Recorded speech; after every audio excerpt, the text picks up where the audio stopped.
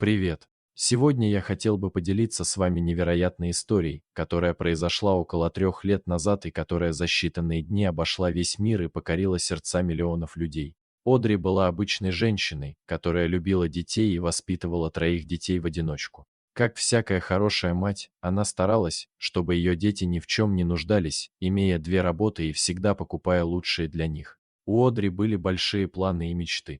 Как и другие женщины, она представляла, что она долгие годы будет играть со своими внуками и наслаждаться жизнью с множеством детских улыбок и смеха. Может быть, так и было, но в конце 2020 года она проснулась однажды утром, чувствуя себя плохо. Одри связала это с усталостью, и она решила остаться дома, а не идти на работу на несколько дней, но через 3 дня ей не стало лучше, и она отправилась в больницу.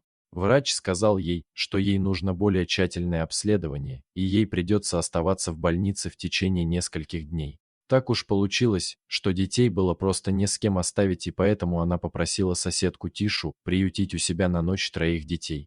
Женщина немного удивилась, однако, будучи сама матерью 5 детей, она сразу же согласилась.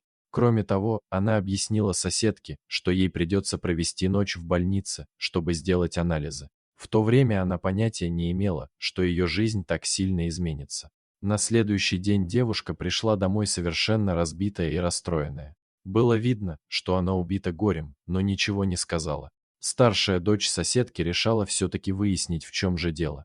Эта новость навсегда изменила ее жизнь. Врачи обнаружили, что у Одри был рак желудка 2 степени, и у нее оставалось мало времени. Одри знала, что умирает, но больше всего ее волновало не ее будущее, а судьба 3 ее детей. За несколько дней до смерти Одри пришла к соседке с неожиданной просьбой стать опекуном ее детей. Тиша и ее муж были в небольшом шоке, но так как сама она выросла без родителей в приюте, они не раздумывая согласились. Ее дети и дети Одри были хорошими друзьями, и, несмотря на то, что они не были богатой семьей и в их доме едва поместилось 7 человек, они все равно не отказались. Мужчина сел и через несколько секунд сказал: «Пока у меня есть силы, я не позволю этим детям оказаться в приюте, я сделаю все, чтобы они были счастливы».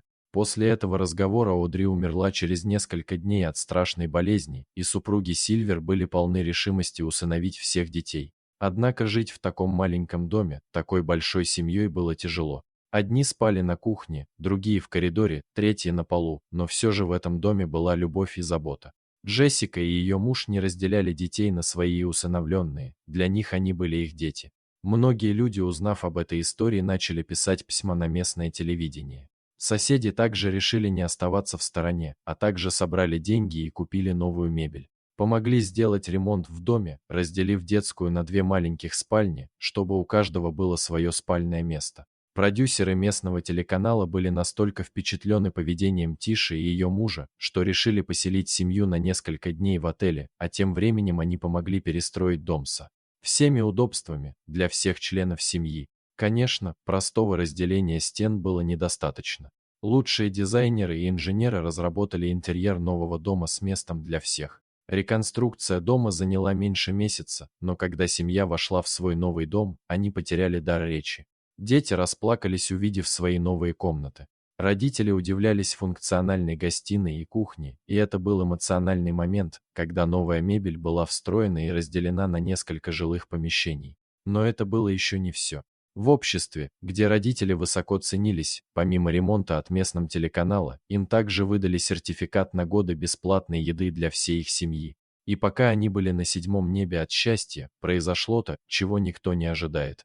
Ведущий телеканала взял небольшую коробку и передал его старшему сыну, которому было 18 лет, и он не поверил своим глазам, когда открыл ее, потому что в ней был чек на большую сумму денег, которую он мог потратить на покупку собственного жилья.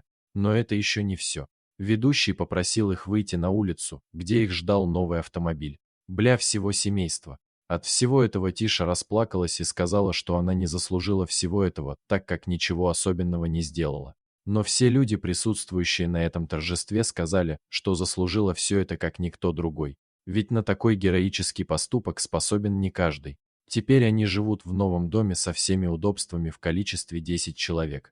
Дорогие зрители, подписывайтесь на канал, ставьте лайки, пишите комментарии. До новых встреч!